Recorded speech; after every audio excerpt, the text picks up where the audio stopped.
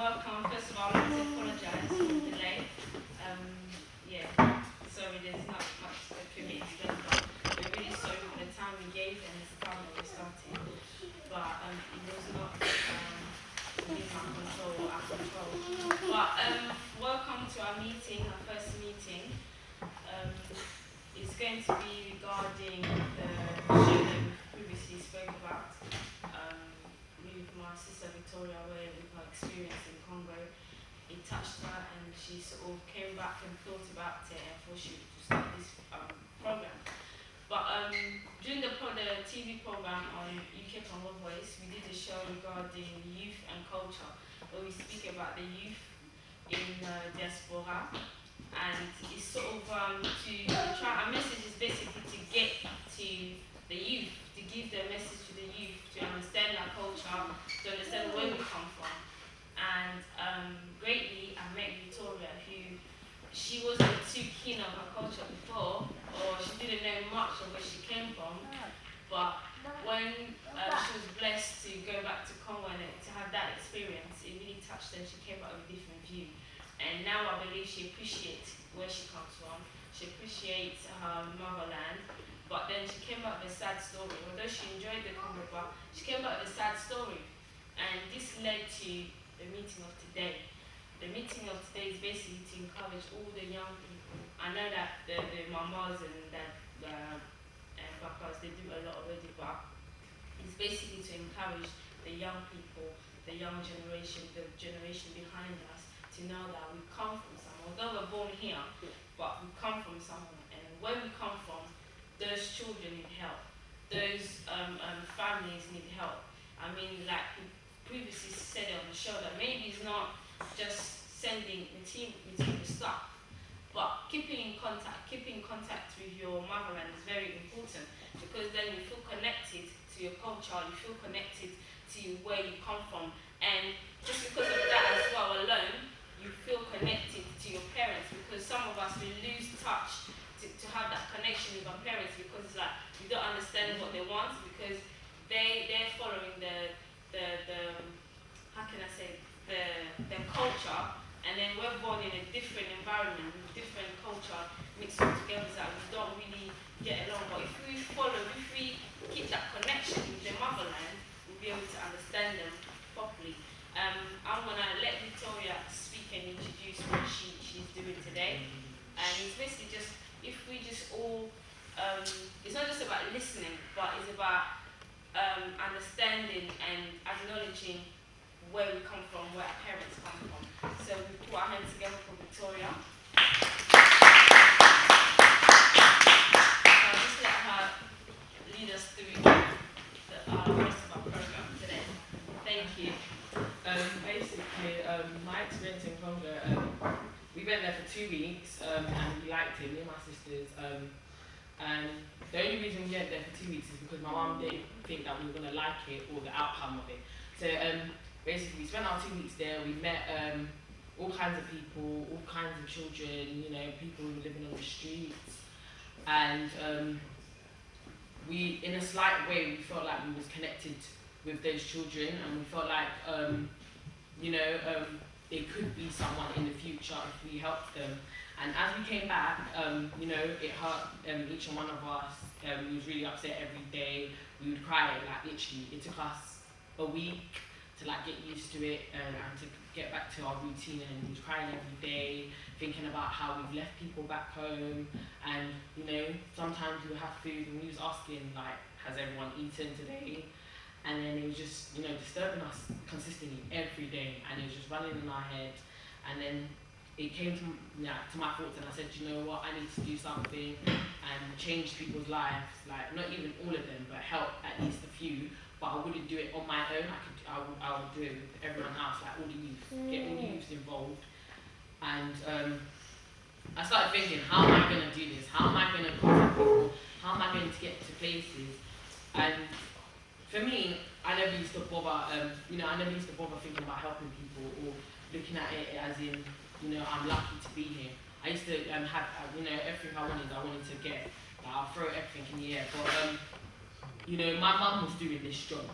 She started this job of, helping children in Africa and, doing all this thing, whereas when I came back, I felt the need that, my mum don't need to do it anymore. I want to take the role and help the children back home. So then, we started sending money home, taking parts in how we can help them, and then we started socialising with them, speaking to them, calling them.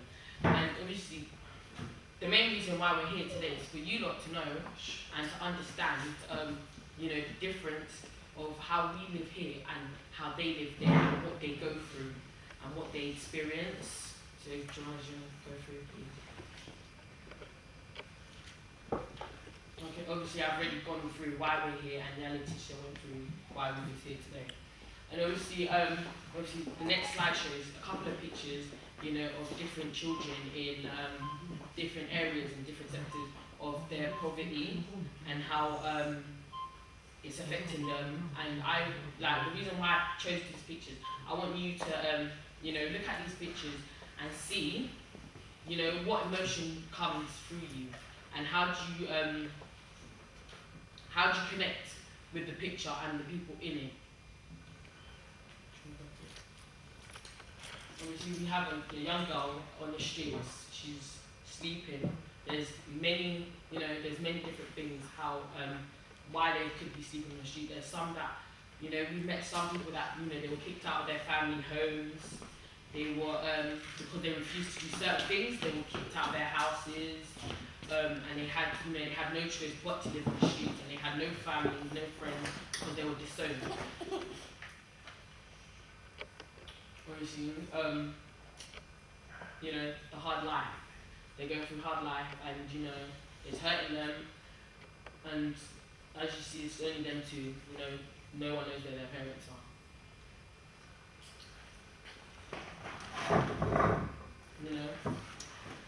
Here, the young boys are they're working to make extra money in order for them to live, because if they don't work, they're not eating in their family, they're not making money in their family, and that's the only way they can make money, is by, doing kiboi, working in people's houses, stacking chairs in restaurants just to make a little bit of money, which is, helping their family get through and for them to pay for their education.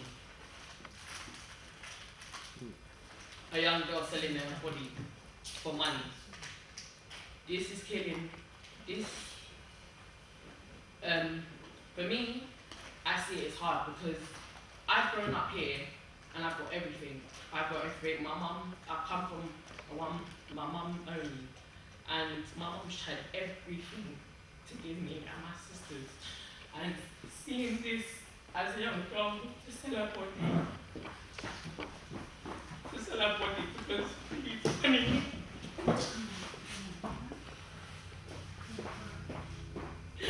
See this young girl sell her body for money, it hurts. It hurts because, we live here and we don't have to do this. We don't have to go through this to get money or to live. And that's why I really wanted to make a change. I really wanted to make a change because only God knows how she is. She could, she don't have to be our family here, but she could be our sisters, our daughters. And as a parent or as an older sister, you don't want to see this. Your little sister selling her body just to go and feed her family, or to feed herself, or to look good. It's not right. And then this is another one where, they're showing her as well how to go off and, try to make money. And it's a prostitution institution where all of them are there, and, there's elders who teach them how to go and sell their body, you know, just to make money for their family to live. Oh, yes. Obviously, why do these children live in the street? You know, the streets is dangerous for these children, and it's very harsh for them to live, and then they have to find all kinds of ways to actually just live on the streets and to make money. You know, some start begging, some do shoe polishing, nail varnish, cordonier, you know, do and selling, you know, little tacky things, nail varnish, lipstick, makeup, just to make money because they're living on the street. They want to, you know, get a house, they want to be housed, they want to have food in their belly, they want to have everything. And obviously many girls, as I showed you in the picture previously, many girls are selling their body just for money. Just, you know, just so they can feed their family and, you know, live that life. Okay, this is a girl, her name is Beatrice, she's 17 years old. Her mum kicked her out. Her mum kicked her out because her mum brought her a man who was 56 years old. And because she refused to get married to the man, her mum decided to kick her out from the family. And she had no family, like she had to live on the streets. She was kicked out from her family, she had to live on the streets. She had no one, but you know, she had to try and make her way of money. But she had no family, and you know, things like that. Our parents, you know, we don't need to deal with things like this because we've got, you know, we've got easy life. We're lucky to be in this country. We are lucky that we're living here. It's by the grace of God. That's why we're here. And you know, and you know, she's you know, she's living, but her mum, you know, her mum brings her a man home, you know, thinking that, you know, my daughter's gonna get married to him, and you know, our poverty's gonna end. You know, she's gonna bring money, and she's gonna feed the whole family. You know, she's gonna take us out from where we are. Obviously, this is a girl who believed in herself. She believed in herself that she could make, you know, changes in Congo. And she was a person who didn't go to school. She didn't go to school. And due to the, you know, these English people, they go to our country and they fix and they help and they set up things. They took her in because she was a homeless girl.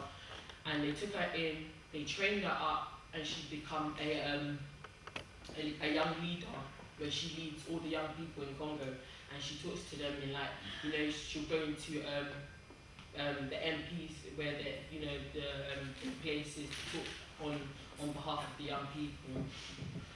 And so obviously this is the end of my slideshow, but obviously this is the reason why we came here today, because, you know, so we can help these children come out of this life, and you know, so they don't need to do all these things, and we can, you know, we don't have to change all of their lives, but you know, a certain amount we could do and help them, you know, come out of where they're living, come out from what they're suffering from.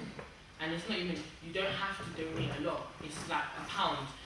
And you know, I want all, you know, us youth, as us youth, you know, we love, it's not a bad thing to treat ourselves. It's not a bad thing, but you know, we love to overspend. Me, as a young person, I went to work.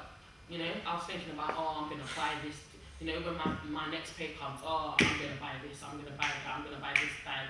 You know, but you know, for me to go back home and come back and realize that it's, you know, it's just stuff. You know, do you know how many that money, how many it can feed a family, how many it could, you know, pay for the child's school fees or buy their clothes. But obviously, not everyone, you know, everyone has their stages and their moments where they're gonna go through it and realize that.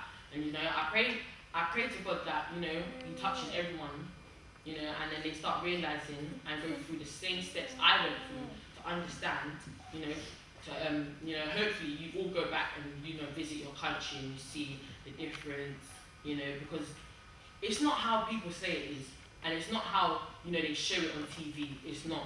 It's actually a perfect country.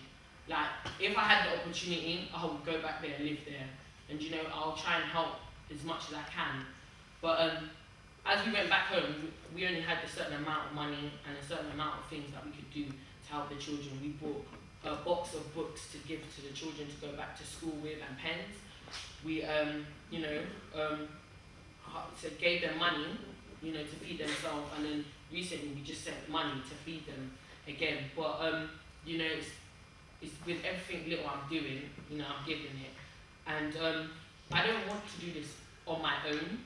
I want us as youth, all of us, to be, have that name, to change our country's name, to change our country's name, and then, and so people can actually look at us and say, oh, the youths from that country have done something big.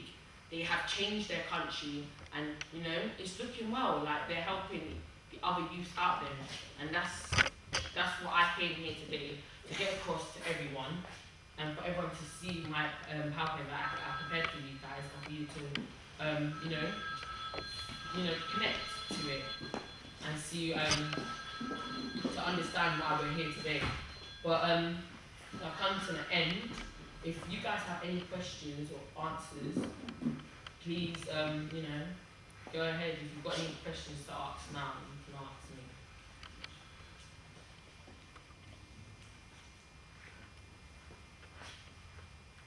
Okay. Yeah. I've just got something to say, sorry. And I think I've got a statement to make. My name is Maman Charlotte, and I've been fighting, I've been in front fighting for this, what happened in the Congo now. I think Papa Jean-Guy knows me for many years. And what I can say, I'm really moved today. And I'm very, very proud of you.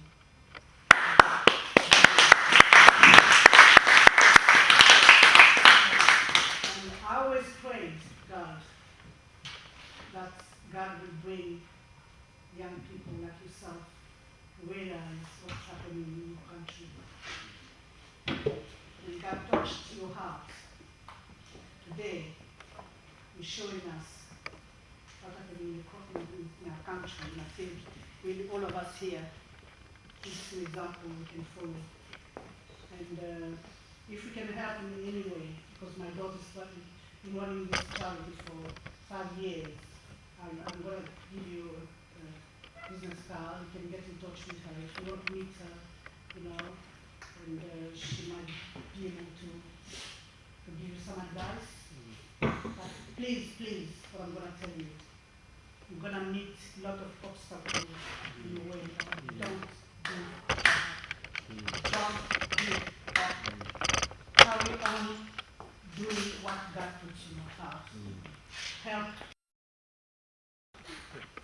Just explain to those who had a conversation, but if you can explain it to everybody how your plan, how you're willing to do this, because you've told us what you're going to do, and you've told us your heart, how you felt.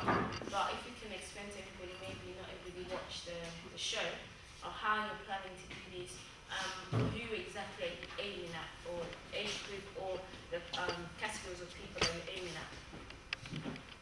Basically, the plan is, actually, I'm hoping for it to go big, and once we go big, we won't be just, based in Congo. We'll try and help different people in different countries as well that's going through the same problems as well. And we're going to try and do that at the same time. And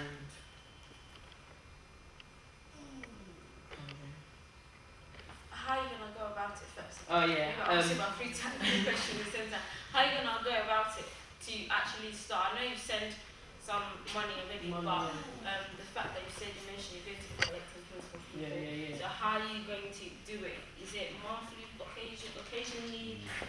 Who are you sending it to? Is there somebody that you trust over there to be collecting and distributing it to the children or to the families? Yeah. Basically, what technically I was trying to do is, £1 a month. £1 a month, we round it up £1 a month, and then obviously I've got someone that I'm working with out there, and she's the one who we normally send the money to, and then she does the work. So I'll be sending the money through out to her and keeping the receipts, and I'll tell her to keep the receipts. I've done already, you know, clips of the children out there, which I'm waiting for it to come back. But as soon as it comes back, I'll be showing you guys. And obviously the things, you know, if you've got any, you know, stuff that you don't need anymore, you don't use, you know, that's what you know, I'm collecting that as well to send them back, to send it back to back home as well for the children as well. You know, clothes, shoes, anything that you don't wear. With, you know, trying to collect it, whatever you have, whenever you can call as well, we'll come pick it up. Okay, and you mentioned before in terms of like school, and you would like to collect, or not collect, but maybe buy pens and books. Now, how are you going to distribute that? Is it to family or to the school? Oh. For them to have like a system that we have where they get free, not pens, but they get free books. Yeah. Yeah. Yeah, what I'm going to try and, well, what I was going to try and do is obviously, hopefully if God wants, I'll probably go back by next year again. But, you know, buy, you know, a set and then go into the school and say, you know, this is what, you know, these children, can you give me a list of what children don't have? And so I know this amount I'm buying of how many books, and then, you know, buy it and leave it to the school headmistress so he can distribute it in between, you know, the people who don't have it. What And about the stationery. families on the street? Pardon? The families, children on the street. The children on the street, what I was going to do is, you know, go meet them again one more time and organise something like, you know, where they can all come. You know, you give them something to eat, something to drink, and then tell them what we can do, what we can help them with, and how we're going to do it. But obviously I need to do a plan first. I need to do a plan layout first, and then I know how I'm going to help them and what we're doing. Is it going to be in a particular area, or are you looking to do like in different In zones? different zones, in different boroughs, in different zones basically, yeah. Going into one to the next. Any more questions? Even the young ones? Yeah. First of all, really admire you, knowing you from very young age. I'm not surprised what you're doing today, because I knew from as a childhood, you were so into children. Your love of children was amazing. So you doing this is not surprising to me, but I'm surprised how further your imagination has taken you, especially a child who has, you know, has been born in this country, just going to visit back home and, you know, looking at the life back there. The thing that really touched me the most, even myself, I was back, I think, yeah, it was this year I went back. The thing that really touched my heart is the children into prostitution. It really touched me. It got to the point when I went back to the room that I was in, I couldn't sleep. I couldn't even shut my eyes, because I've got a daughter, she's, you know, 16-year-old, talking to a child even younger than my own child. I can't even imagine, you know, what was happening, the men that they were taking her, they didn't have no mercy in their hearts. So I was thinking, so as, you know, we're here, what can we do? What can we help you to help those young girls get into prostitution? So what kind of vision do you actually have, especially me, I'm nailing down into child prostitutions? So what vision do you have? Obviously, this prostitution is, obviously, the girls that are doing prostitution is probably that's leading them. And what I want to do is take them out. Probably they don't go to school, they don't have nothing better to do. That's why they're doing that. And my, you know, as I believe is every child needs an education for them to get somewhere. And what I want to do is, you know, go, you know, speak to them, try and get them off the streets, and then try and sign contracts with, you know, headmistress, you know, big people, so I can get them into education or métier, doing something to get them off the streets, because obviously it's not right for them. As my advice, to advise you, first of all, I would actually prefer you, if someone's out there, they need a role model, somebody to talk to them. Yeah? As you're doing this on your own, I would actually love you to find out if somebody could gather these girls around. What you've said, I really admire that. They need, first of all, they need education. Probably there's a lack of education. Make them go to this kind of life, or the parents are not able to, you know, to be able to take care of them, or other issues behind.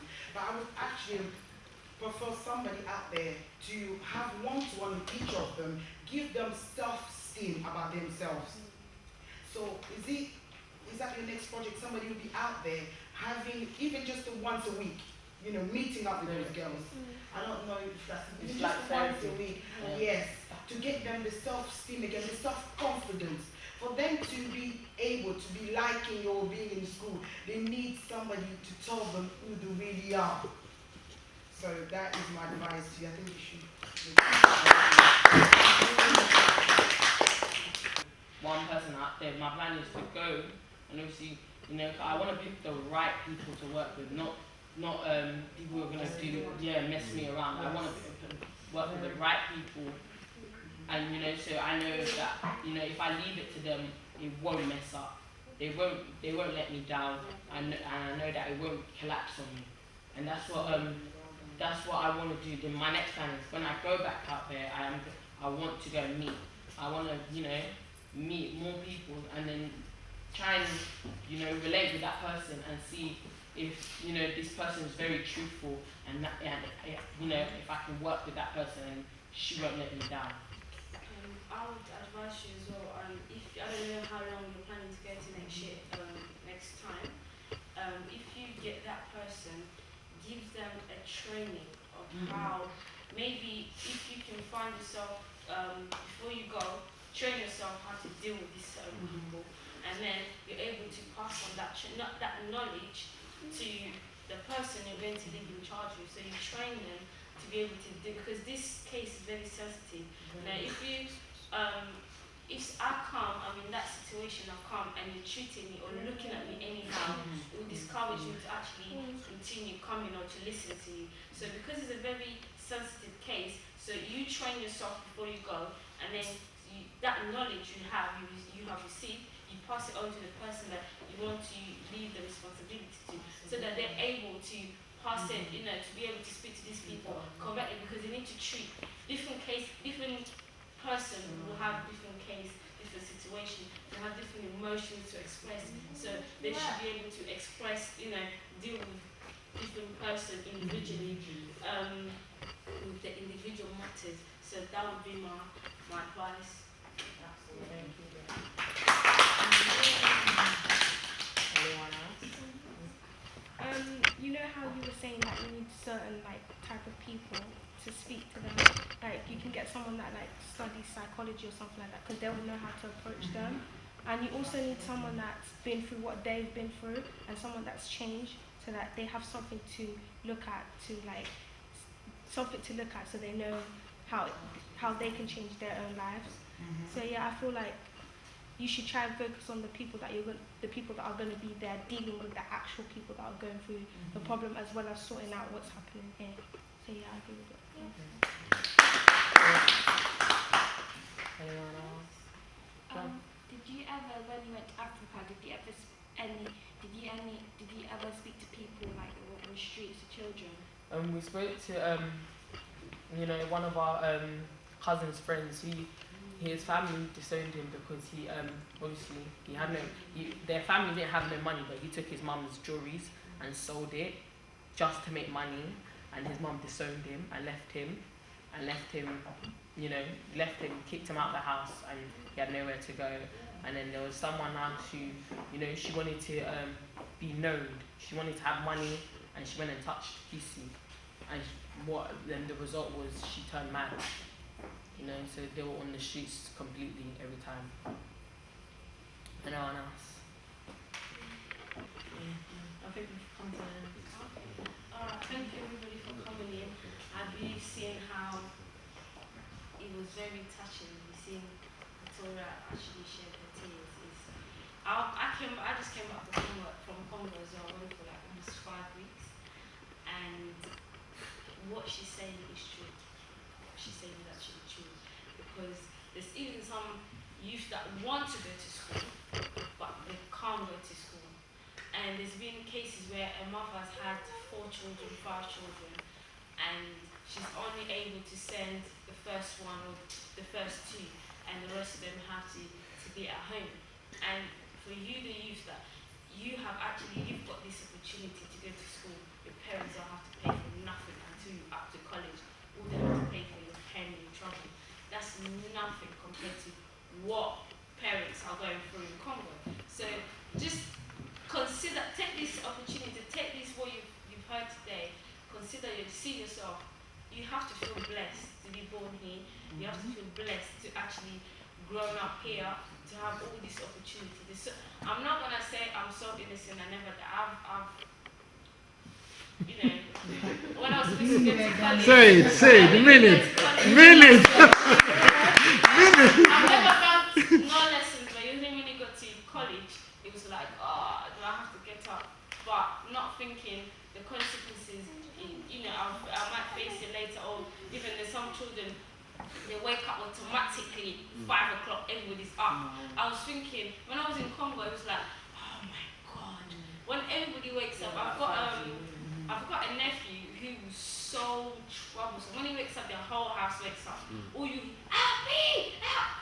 As soon as he wakes up, that's it. And everybody just automatically, between 5 to 7, everybody wakes up. It's so amazing. And we sleep here is that for you to go to a 9 o'clock lecture, is like, oh man.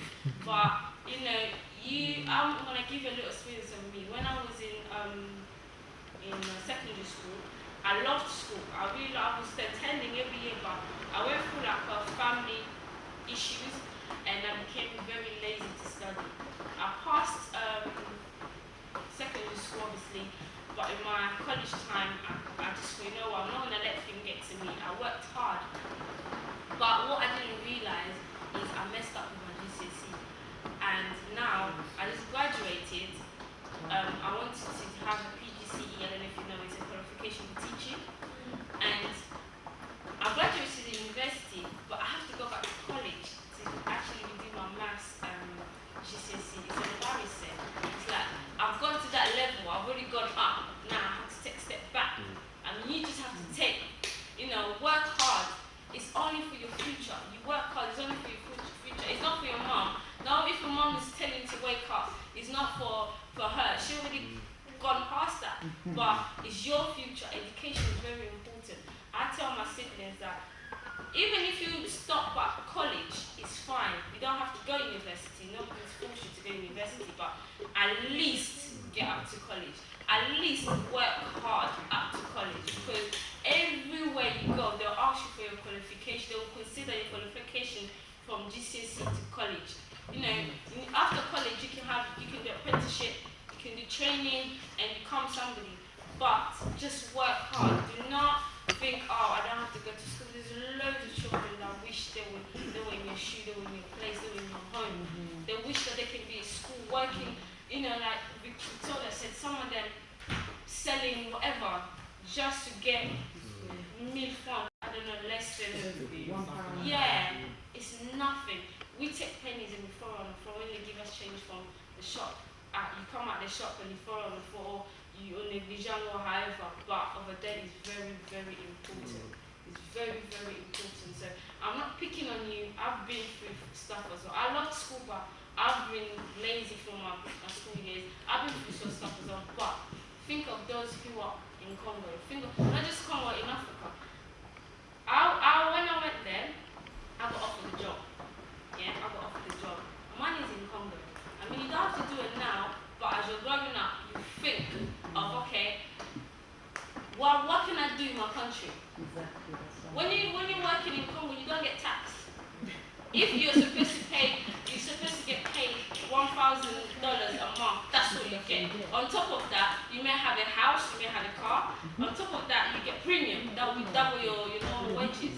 And I'm not trying to brag, but they've told me this because I've actually went somewhere, interviewed me. It wasn't even a formal interview. It was just like a chat, and he liked me. He was like, offer you a job to work next from January, this January coming to December, to train people in English. And I was like, no, I'll think about it. I don't like the fact that your car goes off and washing, the winter cuts off, but he gave me a lot of guarantees. Besides that, Congo is a beautiful country. Don't let nobody fool you. Don't let nobody fool you. Why? Because we have gone up, different experience, different mentality. We have the opportunity to learn so much. We're not just, because maybe in Africa, where we get scared is a lot of pressure with our culture. But we've learned so much. We've learned so much here. And if we take that knowledge from here and bring it back to Congo, we can do wonders. We can do wonders. Without you knowing, sorry, my sister, I'm looking at my eyes on you, but it's like you're the oldest out of the youth. If you was to do something, you go to Congo, you can even own a business without you knowing, and you'll be big. I've met somebody on a plane. What I've learned in Congo is connection. It's very important. In Addis Ababa, whilst we was waiting for our transit, I met somebody. He was talking to my daughter. I just thought, let me use this opportunity to chat. And he ended up being a diamond trader. He ended up being, he owns the biggest pharmacy in Congo. I was like, wow. And he's from Liberia? I don't know, some place like that. And this dude is speaking Lingala and he's speaking French, and this Asian up there speaking Lingala and French. I'm like, what? Like, if I go there, I'm not lying to you. It's something. There's opportunity that you can make money there. You can make business here. It's not gonna work as much as you make in Congo. I promise you that, because over there no taxes, nothing. And that is all you are thinking, oh, but I'm only 10. Whatever, but no, it's very important. Even if your mom is speaking to your family, auntie, cousin over there, just say, oh, can I say hello? That means a lot. That means a lot. Just to ask how you doing, keep that connection is very, very important. I know I've been talking a lot, and you're thinking, oh, bloody hell. Yeah, as we come to the end, if you've got anything, you feel you've got an idea to help Victoria, I'm going to be working with her as well. If you've got any idea how to, set up a plan, to start a plan, come and see us, come and speak to her.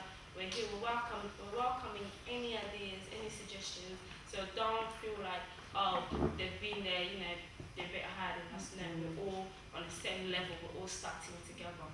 Even if you're 5 years old, you can give me an idea and it works. So don't feel like I'm younger than her, or she's done this, she's got experience. No, nobody's stupid, everybody ideas are welcome, so please feel free to come and see us. We will actually let you know if we contact you, the main person we can contact. But yeah, if you find me on Facebook, contact me. Add me, contact me, talk to me. I don't mind. I don't care. Thank you. Okay, thank you, Papa Vincent Yema. Thank you for giving these things for the people in Africa. May God bless you so you can give more and bless you more. And thank you for EDE Congo Voice for supporting me and for providing medication as well for the children back home. And obviously everyone's more welcome to give whatever they want to give and hand whatever you've got in your house and you don't need, you're welcome to call us and give it to us. And this is stuff I've been given. Thank you. Thank you.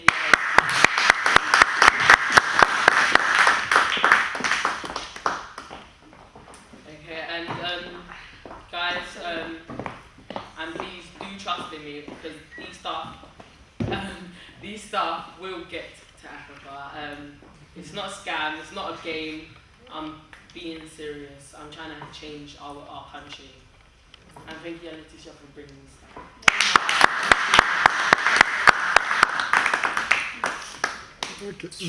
Okay, thank you guys for gathering here today. I really appreciate it. You took your time to come here from wherever far places that you lot are coming from. May God bless you lot. Thank you very much.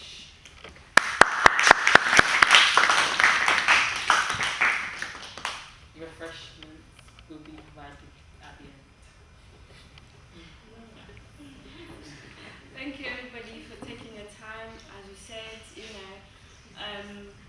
we're very proud of our sister Victoria. And thank you for watching us, thank you for ideas, everybody that called, that started to give. We appreciate it very much. Like I said again, if you've got any idea, any suggestion, please call us and we'll take it on board. And also, just all the youth, I want to keep on nailing this. I want to keep on nailing this. It's very, very, very, very important for us to stick together, help those that are in need. And we come to the end of our show. Unfortunately, we can't go on for long because we don't want to bore you. So, but keep in touch. God bless you so much. Thank you.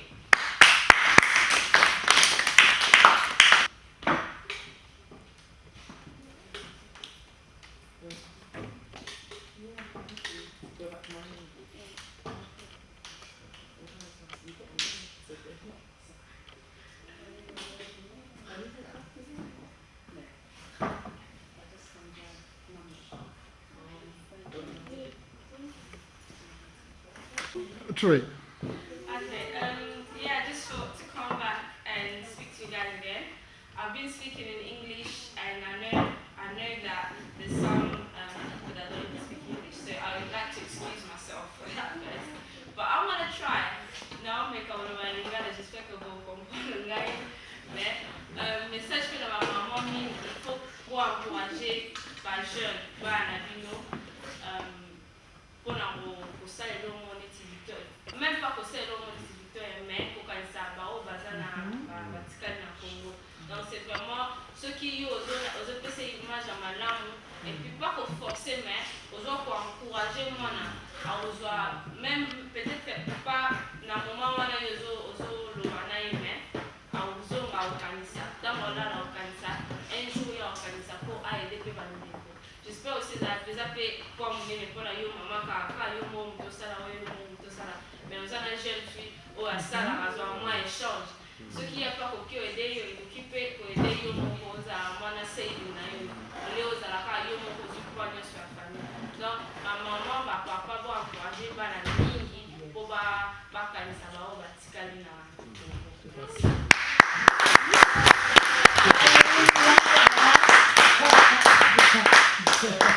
Very touching.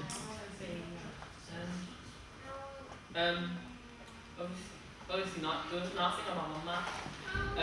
Now but in a way to support me. One most important so. We encourage Bana, to get involved. I don't know if I'm African. We work at Bana Susu Azana. Bana class, the children, work at in a way to go aider Bango, they will encourage Bana from my aider. And one used to if their parent talks to them, another youth who saw the Lubana or Yuka thing. So you are more encouraging mommy to be put on a certain catch on Hambo, go aider but the Bailey, Bush and living on the Bailey, it will help us. So thank you. Ça vaut bien.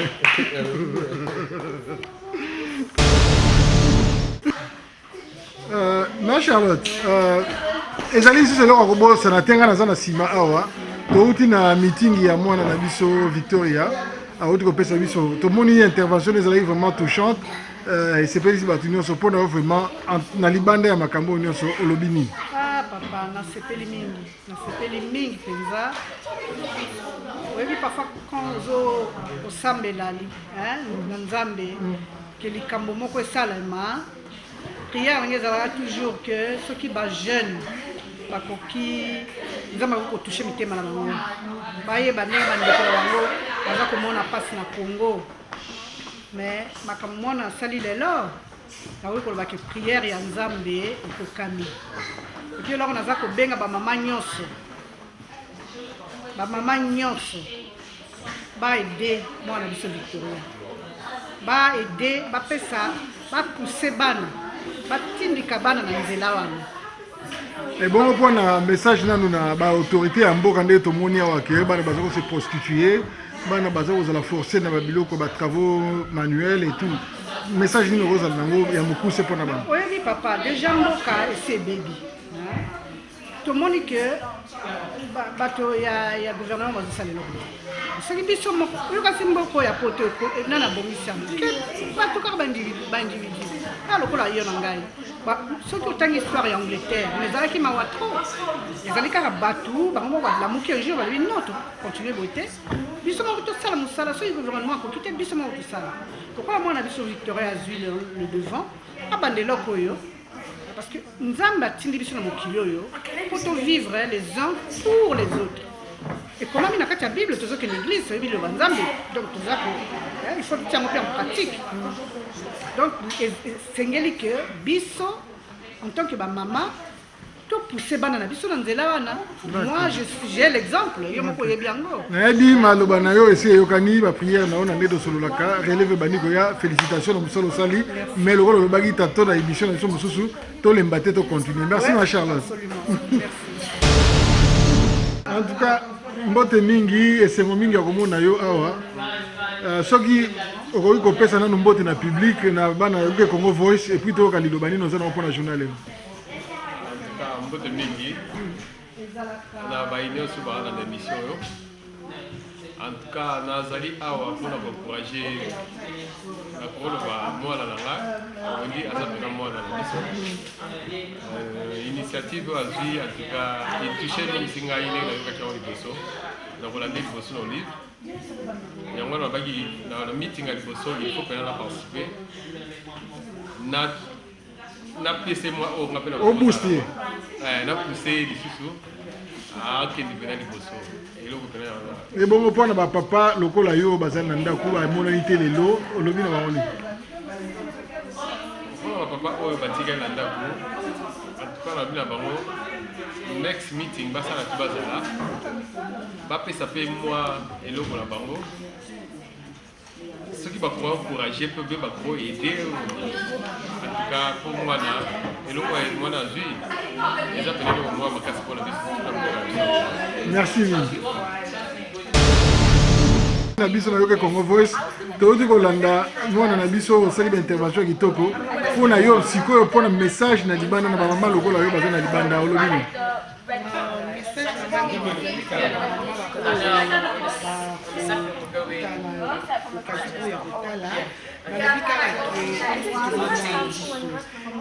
wana vision eza vraiment motuya soki totali biso tozwi kaka na mboka oyo totala esika biso toluta ata tobiki lelo tout ezomarche bien esika tozali mais esika biso toluta eza malamu te bana ndenge balobi bana baya mike bakomi kolala libanda bana bakomi kosala kindumba mpo bavivre bana bakomi koteka bapapie kocoko batishu mpo alukata quelque chose aide baparent mpo akende classe donc eza pasi donc kanisa nde tolobaka ke yo osalaki nini opesaki nzambe tombe mpozala moko oyo ozala na vi wana te opesaki nzambe eloko te eloko oyo ozwi juniti ya kozala okanisa mpe bango baza kuna ok bino bato bozalaka mingi na baeglise bino bamama bino bato bosungaka baeglise bamama batoni na baeglise eloko nini baeglise na biso oyo emobilizaka bato awa à part baorganisation mosusu ya charité koko osala mpona mécanicien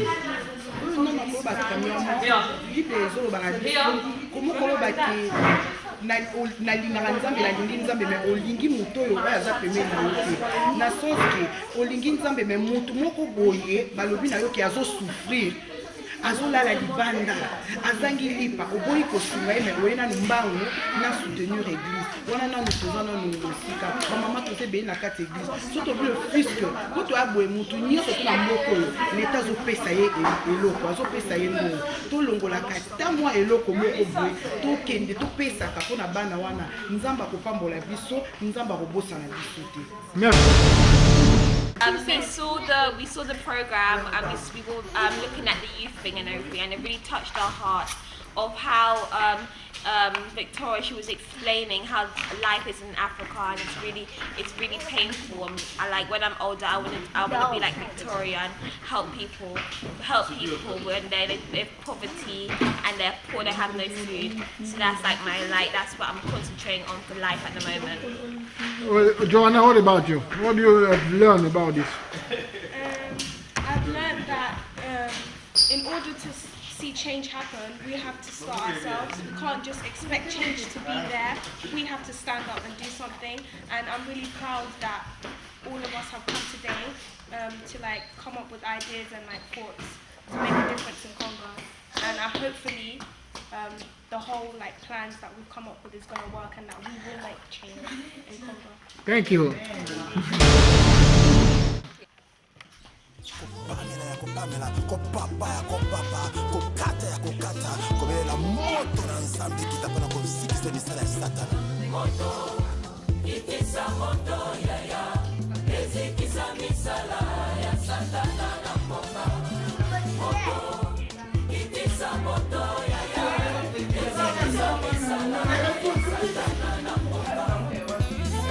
Loboko na yawe ezali ya kosembola maboko kolo epambolama mpe baye Kongo bamona nkema na yawe.